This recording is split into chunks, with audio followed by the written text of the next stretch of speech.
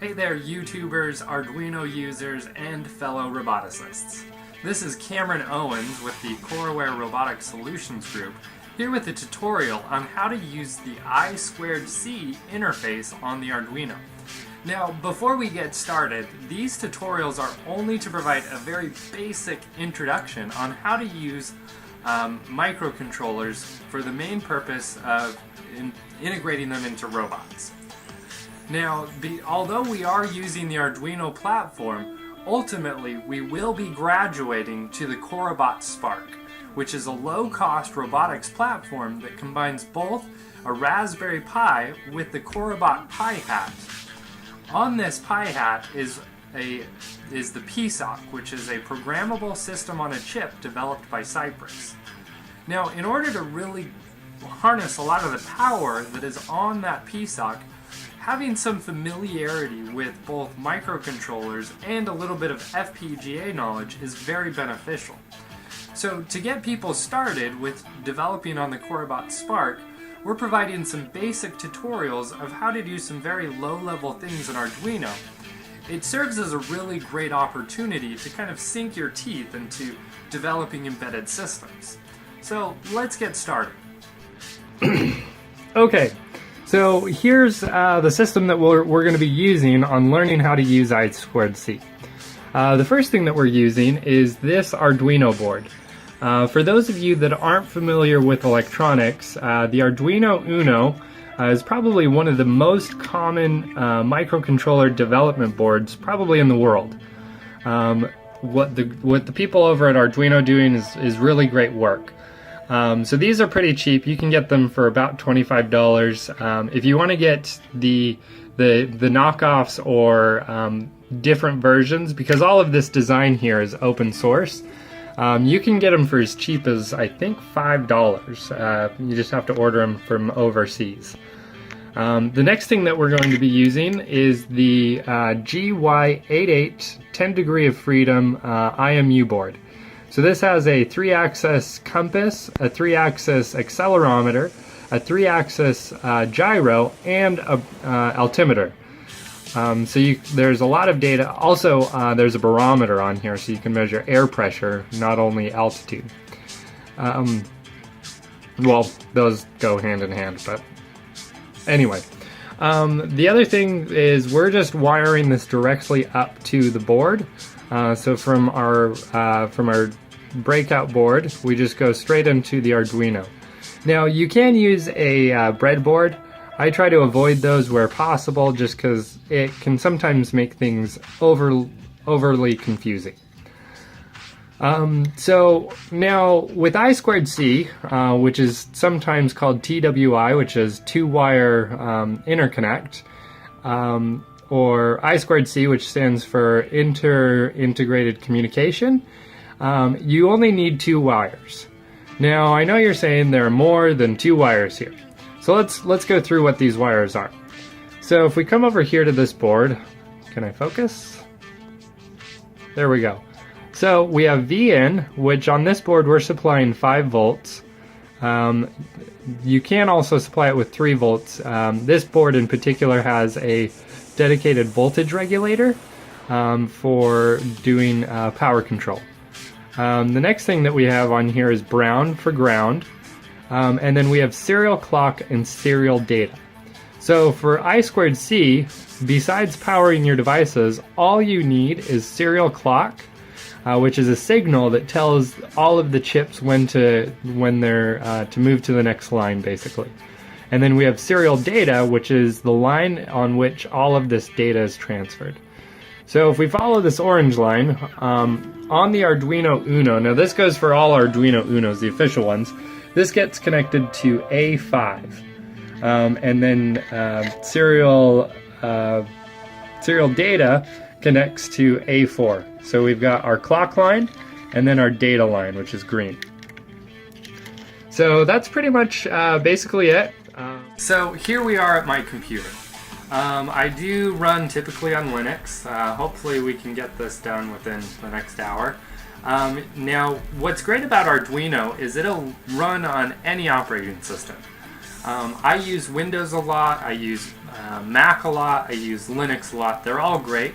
For me personally, I prefer to develop on Linux for various reasons. But really, an operating system is only a tool. So if you're doing this on Windows or on a Mac, it's all going to be the same.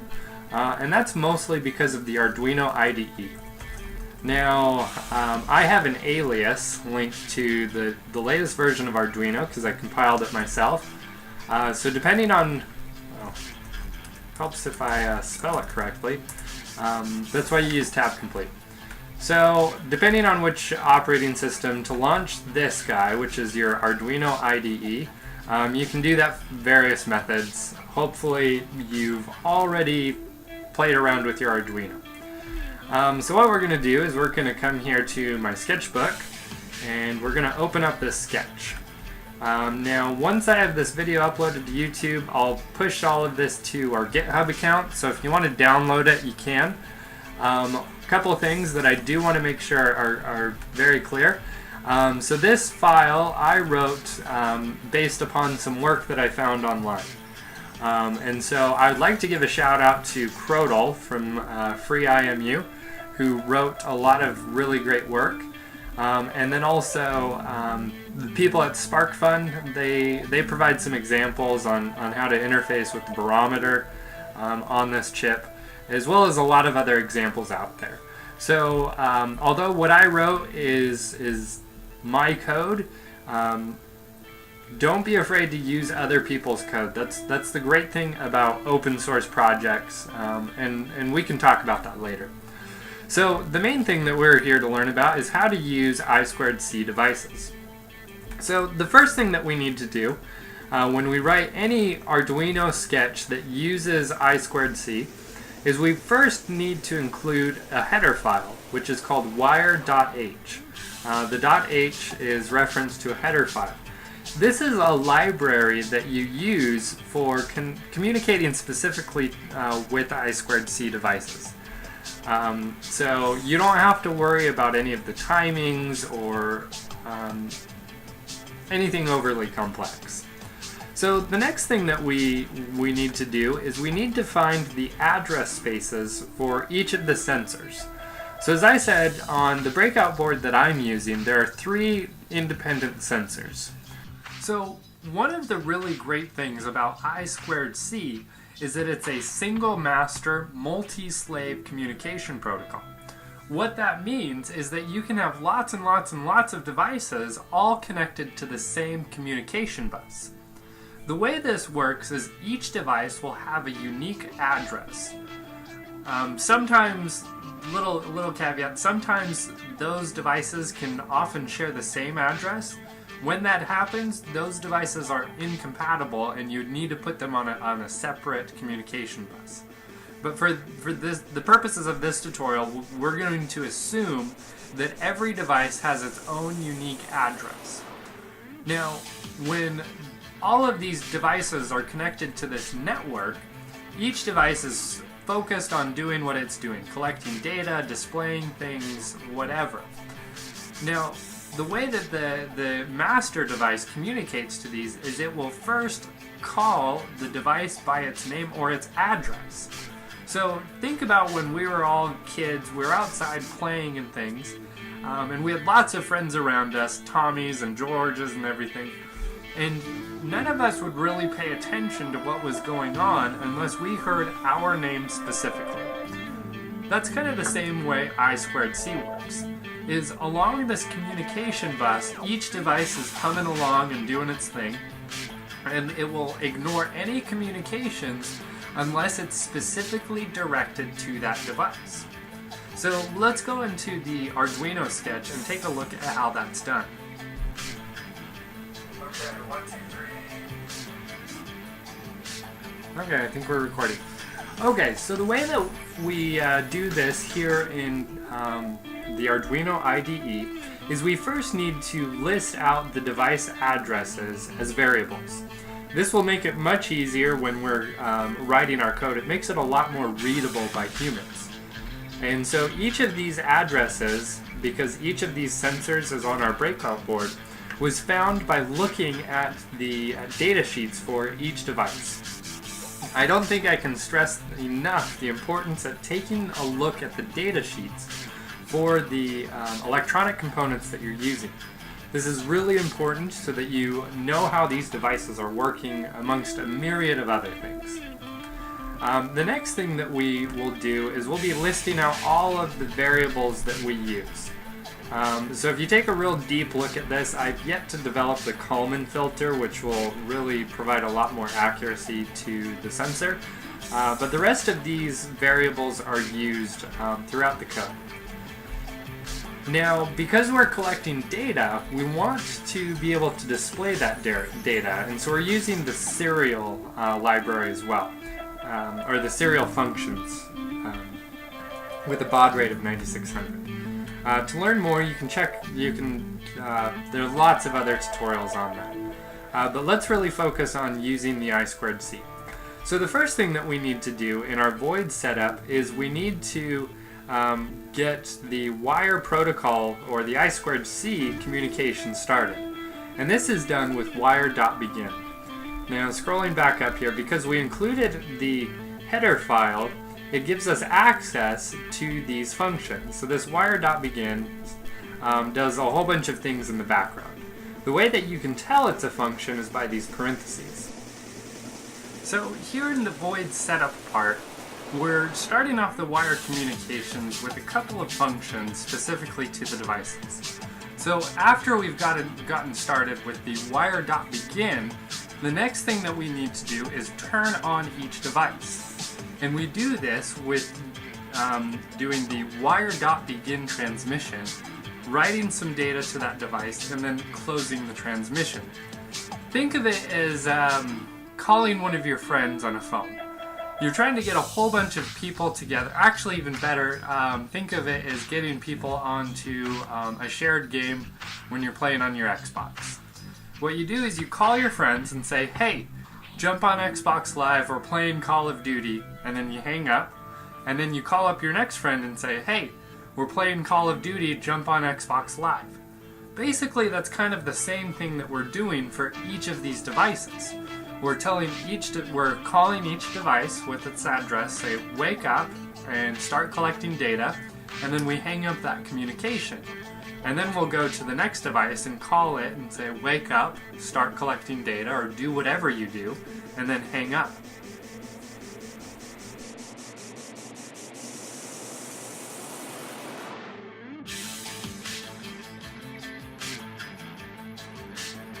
In our void setup, we start the communication protocol, and then we're doing each of those phone calls here. So here's an example of doing it to the calling up the compass, saying to turn on, record data, and then hanging up that phone call.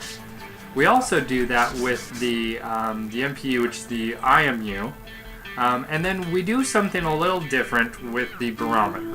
The barometer is a little bit more of a complex sensor to work with and requires a lot more startup. And then we do a delay of 2 seconds just to make sure that everything is turned on. The next thing that we're going to do that we'll focus on for this tutorial is the get IMU data and get compass data. There's a lot of other things that we're doing with our serial prints, which really don't need to be covered in this tutorial. So let's come down here. For simplicity, what we've done is we've put each call for specific data within its own function.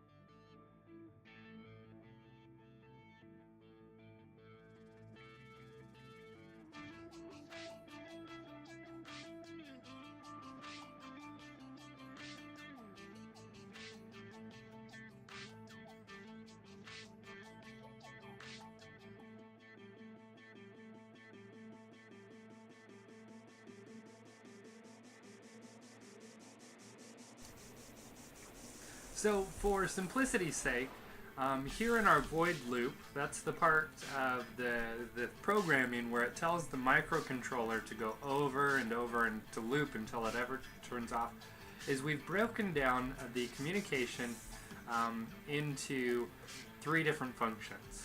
I'm still working on the barometer code. I'll send out an update as soon as that's done. But let's really focus on these 2 first functions. We have get IMU data and then get compass data. And so let's jump down to the function where we're getting our IMU data. So that's right here.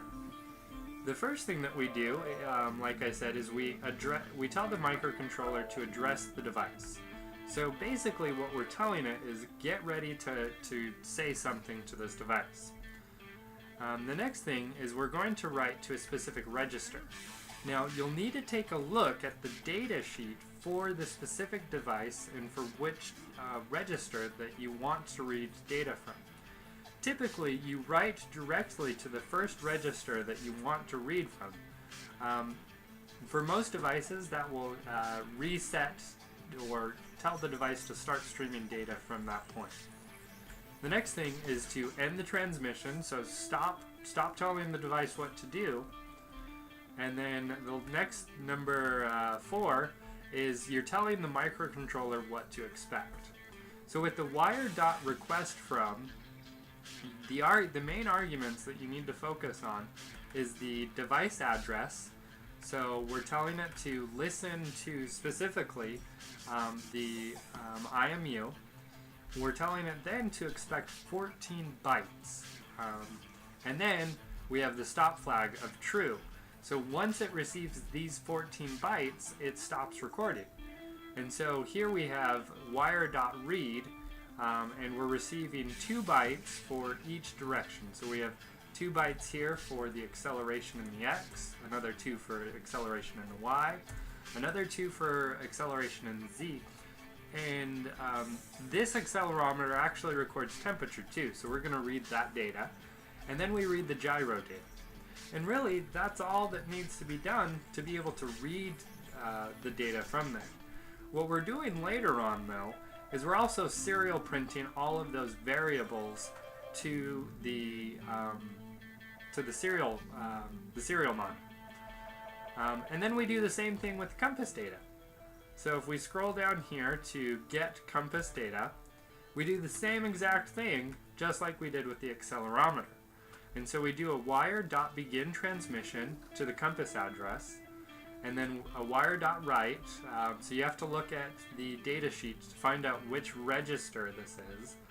And then you say stop telling the device what to do, and then get ready to listen. We're listening to the compass address. We're going to be waiting for 6 bytes, and then once that's done, then we end it. So this is kind of something you don't really need to do this. It's just a way to make sure that you're receiving data. So while or if you're receiving less than or equal to 6 bytes, you're going to be getting this data. We could really get rid of this, but it's just I wanted to include it as a different way to show how to program certain things. And then again, just like before, we serial print that data. So let's take a look at what's going on here. So let's upload this. So it's going to go through its compile. It wrote it all to there. And then let's come here to the serial monitor. So it's doing its delay. I waited a couple seconds after it read everything. And now we're reading data. And so if I put my thumb on this, you can see that the temperature is changing. And also I'm going to move it around. You can see that the compass data is changing, as well as the accelerometer data. So let's turn off auto scroll. So here we've got units and all of these. So you can see that some of these are changing. And that's basically it for using i2c. It's a really simple protocol that's really clean and elegant. So yeah, please leave your comments below. And hopefully within the next couple weeks we'll finish up our studio environment that we'll have a better camera setup and everything to do much better tutorials and training. Thanks for watching, and build lots of robots. And that's it with using I2c communication. It really is that simple. Hopefully you guys enjoyed this tutorial. I apologize for the camera setup. We're still working on our studio environment that we're going to be recording a lot more tutorials in the future. So please stay tuned. The lighting, the camera, all of that's going to change. And hopefully you'll enjoy it. Please leave your comments below on specific things that you'd like to learn, specifically with robotics. We're going to be starting off a lot of the tutorials, very basic types of things, to give a lot of people the general building blocks. Ultimately, we will be moving to the Corobot Spark, which is a robot platform based off of the PSOC from Cypress, as well as the Raspberry Pi, and some things using ROS, or the Robot Operating System. So stay tuned, please subscribe, and leave your comments below. Thanks!